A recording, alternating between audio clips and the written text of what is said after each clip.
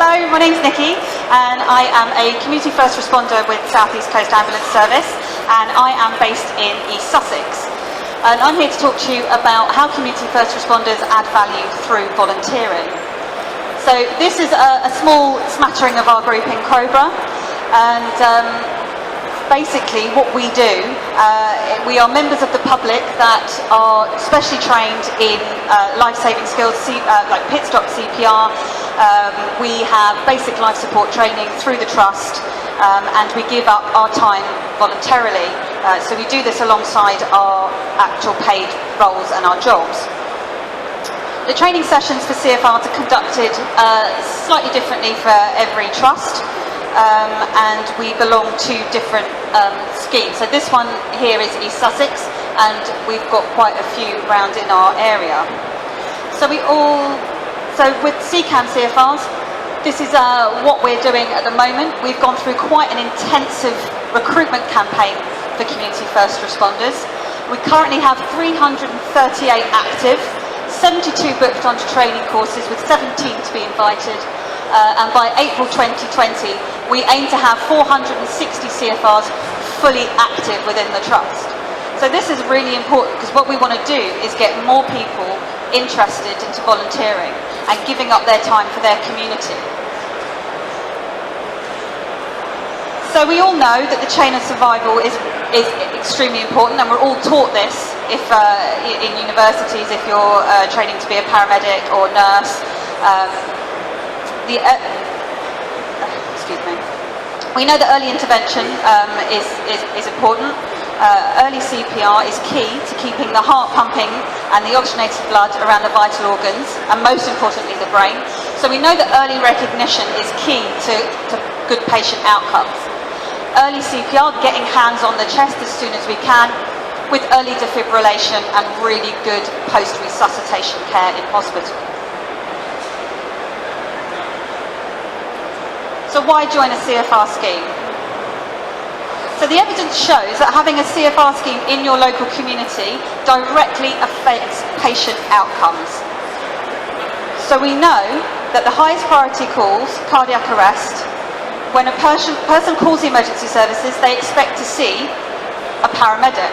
They expect to see a yellow ambulance turn up, that person goes into the scene and gives life-saving treatment to that person. What they don't expect to see is someone like me turning up in my car, looking like the postman, knocking on the door saying, "Hi, I've come to help, where's the patient?" So we're trying to get more people involved and understanding what community first responders do and how we can add value to the community. So we turn up with our kit, and we are completely voluntary. We are community based, so we all live within 5 to 7 miles of an incident, and we're flexible. So we book on when we choose to book on, so evenings, weekends. I tend to do overnights. So joining a scheme like this, you can really be effective in your community, and you can do it completely on your own basis. So there's no, as long as you're doing your basic 4 hours a week, you can do it whenever fits in around your family, your job, or any other activities that you do during the week. So as I said, in terms of adding value, we can directly affect patient outcomes by getting hands-on as soon as possible, and getting on the chest, especially in a cardiac arrest situation. And as I say, public perception of what we are and what we do. It's really important to be seen.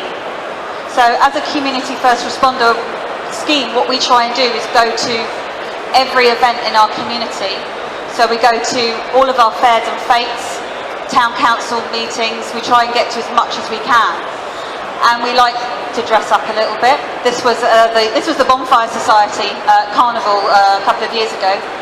And we also go to the hospital fete, where if we're lucky enough to get a truck, we have a paramedic or a technician with us to show the public actually what we do. Networking is really important as a community first responder. So getting out there, getting seen, getting our message across to say that we do add value in the community. The patients that we see, we are the bridge between the patient and the ambulance service. So we're the link between the two. Sometimes we do know that the pressures on the trusts are quite high to get to their target response times, and we do try, when we go to our patients, we do tell them that we are not there in replace of the ambulance. We are there to support, and we are there to give reassurance and life-saving treatment if we can. So it's really important that we have good team leaders, good senior team leaders, and good community partnership leads, those that will support the CFRs in what they do. Welfare checks are really important, making sure that your community first responders are being looked after, and that if they have been to a particularly difficult scene, that they are being checked for welfare within half an hour of that call. Because we all know mental health is really important, and if we don't look after our own mental health, it can be a bit of a slippery slope. So having welfare checks is really important. Having a really good voluntary services department, that is a very key indication of how your volunteers are going to work for you. I know sometimes it's a bit difficult with voluntary services. It can be a bit sticky. But if you've got a really good voluntary services team, then you know you're going to be well looked after. Social media is really important. I think personally, coming from the Cobra CFR team, we have quite an active Twitter account, Facebook account and Instagram account. We do a lot of networking over social media. We publish all of our times, our on-call times. In a month we tend to pull in about 500 hours a month as a team. I think the most we've ever done was 700 in a month, which I think is pretty epic for a group of volunteers. We have 8 in our team at the moment. So 700 hours in 1 month is, that's 700 hours that we've given to our community to provide life-saving treatment. So social media is really important to get our cause out there, to get what we want from, our scheme and how we want to portray ourselves. Everyone hooked up with Good Sam? Yeah, so South East Coast has just enrolled most of our CFRs onto the Good Sam app. So this works quite well alongside us. I know they're here somewhere, so you can go and speak to them. And obviously this pushes through alerts if you're within 1 mile of a cardiac arrest if you're not booked on. So we fundraise. Now fundraising is really important for a CFR charity. Now not all CFR schemes are charities. Our one in Cobra is, and we've been a charity for a few years. So it's not all about standing outside train stations, shaking buckets, trying to get people to give you money.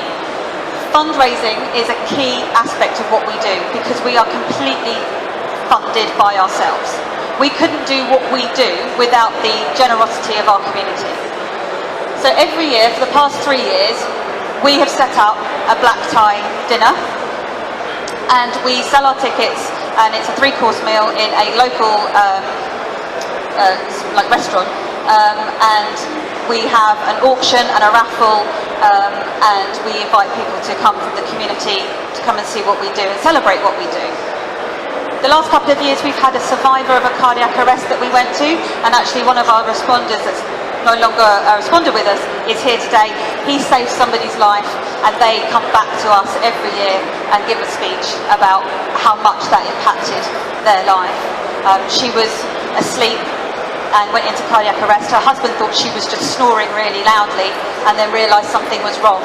Called the ambulance service, a responder was dispatched, hands on CPR straight away, and they got Ross, which she's now working really hard, having a fulfilled life, and she comes back and speaks at our fundraising event on the impact of the first responder of that night and how that changed her life, because without him she wouldn't have been here.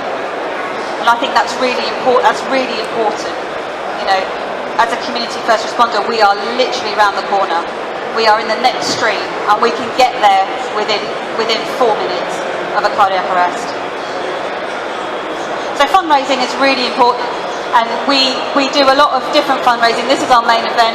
but we also do, we go to all the fairs and fates and get donations that way, but this is the biggest one that we do. We don't just respond and fundraise and ask people for loads of money. We actually put in public access defibrillators in our town, and a couple of years ago we went into a local school and did a competition to design an AED cabinet. So these were the three finalists. I think it was the one in the middle was the one that won it. It was judged by a panel at the school, and their design is now on the AED that sits on their school property, and we were really proud of that, you know, because it's really important that these AEDs are within reach of schools, because we know that a lot of young people now are having cardiac arrests in schools. So we now place all these. I ran the London Marathon in April to raise money for a public access defibrillator. We raised about 1,800, I think, for this unit, and it's now sitting in our community. We really try and get AEDs within 400 metres of where we are. So no one is ever further than 400 metres away from an AED. And I think this is really important. And not only do we do this, is we teach people how to use them, because there's no point having an AED in the community if you don't know how to use it. Now, I'm assuming most of you know how to use an AED, but when you're teaching the public, they don't know what to do. They look at it and think, well, what does it do? So we teach Call Push Rescue, which used to be the old Heart Start from the British Heart Foundation. They no longer support it, so it moved over to Call Push Rescue. So we go into local businesses, schools, and we run our own standalone courses just to make sure that the community understand what they're there for. And we get a lot of donations from that way. At the moment, the approximate cost for an AED, we pay about £800, and a cabinet's about £450 for a heated and locked cabinet. And all ours are registered with CCAM and Good Sam. So if you are happen to be walking around and you get an alert, you will know where your nearest AED is, especially in our community. So getting AEDs is really important.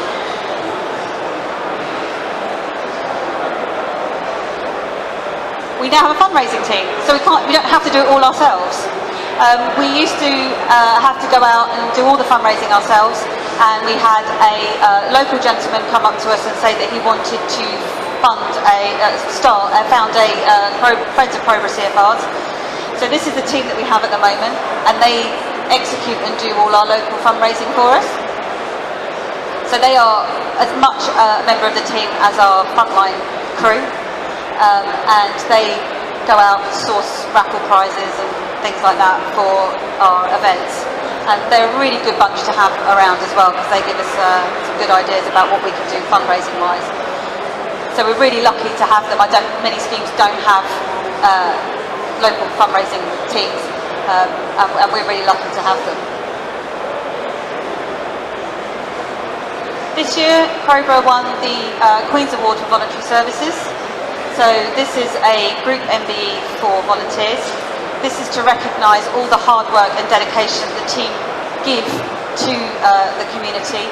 As I say, we pull in around 700 hours a month going out to calls and delivering courses in AEDs, and we do cover AEDs, choking, cover the lot. So it was really recognition of that.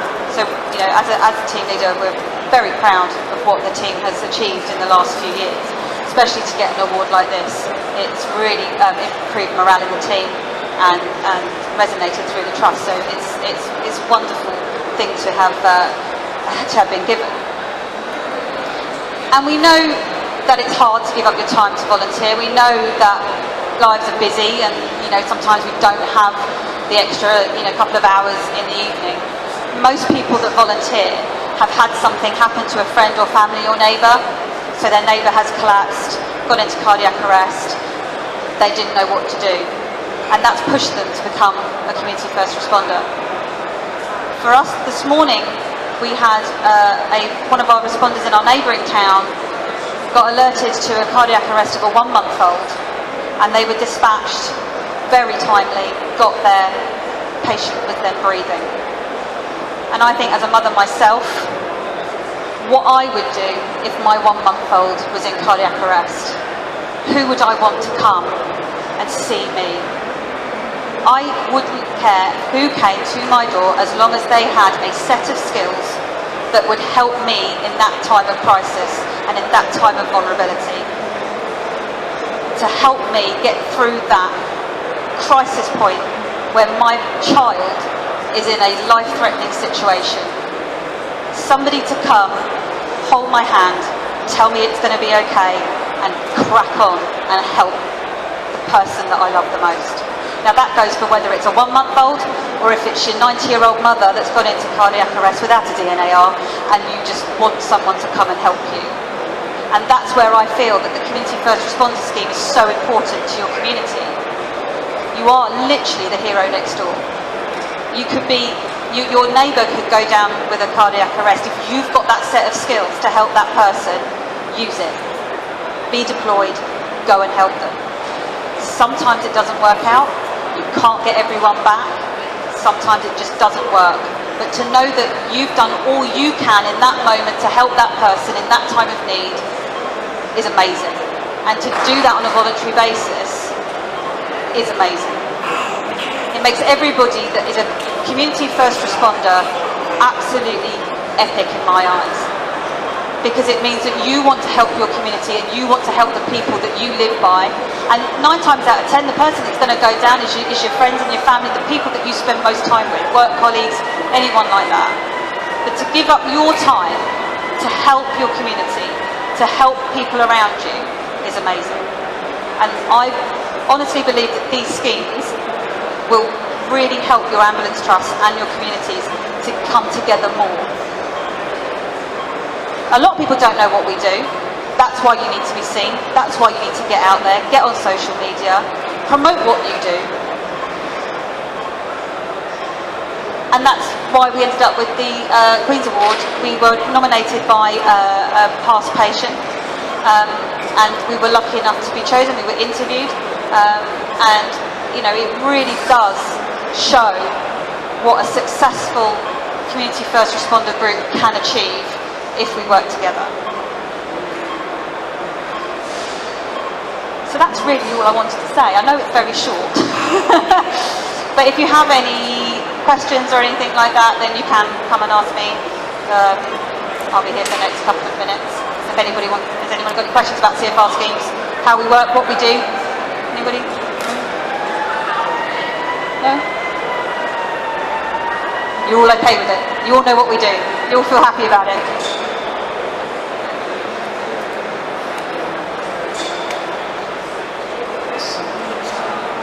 On behalf of NHS England and NHS Improvement, you're an absolute mega star. Thank you, and thank you for your passion and all the hours you and your team give up. Thank you. Quite right. Absolutely. So I'm going to take a round of applause for that, ladies and gentlemen. A massive whoop for Nicki and the team, please, round the NEC. Let's get that sorted. So thank you. Thank you. I think for me, the one thing that we're taking away, and we've spoken about many times at head office, down at the big house in London, is your ambition and your passion and your drive for it. Now you've got a very young family. Sorry. And you've got a really demanding job down there in Tunbridge Wells as Nicki's a ward manager. And I just wonder how you fit it all in. So it's difficult. So my main job, I am a nurse by trade. I work at a quite busy hospital in Tunbridge Wells. I'm actually the manager of a gynaecology ward. Yeah, I know. It's all right. I like it. And and I work Monday to Friday, 7 till 3. Then I have to pick up my kids. I've got 2 girls. They are 8 and 5. So doing that and this is very difficult. I tend to do most of my responding on the weekends, overnights. So I tend to do night shifts on a Friday and Saturday night to get it all in. But I really don't mind, because actually sometimes it's quite nice you don't get called out, full night's sleep. Sometimes you're out 5 or 6 times in a night. So it is difficult, but if you love what you do and you're committed to your community and you're committed to helping save people's lives, or just make them better for those moments that you're there, even if there is absolutely nothing you can do. You know, holding a hand, reassuring, saying to somebody, you know, when the paramedics come in, they've got what they need to do. Step back, speak to the family, make sure they're okay. You know, we're a massive team, and that's the most important thing, is that we all work together. It's not just the CFRs and the ambulance service. We are all one huge team, and that's what drives it for me, and that's how I fit it in. So it's doable. Thank you for that. So I've just had a 2-minute warning from our Sure. coordinator here, so thank you for that. Has anybody else got a question before I just put one more question in? Going. Also, do you have a system so that responders can choose just to go to your like Cat 1s versus Cat 2s? Yes. So that rather than going all night, yeah? Yes, so if you decide that you don't want to, if you're busy and you were only going to respond to category 1 calls, so sort of cardiac arrest, your breathing difficulties, you can do that. You just phone the response desk, tell them what you're going to be doing for the next couple of hours, and you can change it. So if you get less busy, you can go on to Cat 2s, Cat 3s if you really want to. I tend to do C1s overnight, sometimes C2s if I'm feeling a little bit energetic, because overnight sometimes you don't get called out 4 or 5 times in the night. But yeah, you just call your EOC, call the response desk and tell them what category of call that you feel like you can do that night. The second question, do you have any lone working issues around responders going on their own, or how do you manage that, particularly with new people? So it can be an issue. So so at night, our scheme tends to double up. So we'll have 2 on call overnight. I personally feel that's safer for me, so I buddy up. So you can have the option to do that. I have an airway, so I'm located everywhere I go. So response desk can see me basically wherever I am, and I can push the man down button if I feel like I need to. But what we don't go to sort of domestic violence, we don't go to RTCs, we don't go to anything that would put us in danger because we're not trained for it. So we would go into those types of calls. So, you know, but there are ways that you can alert the EOC if you feel like you don't want to go to a certain place. Anything else? Thank you very much.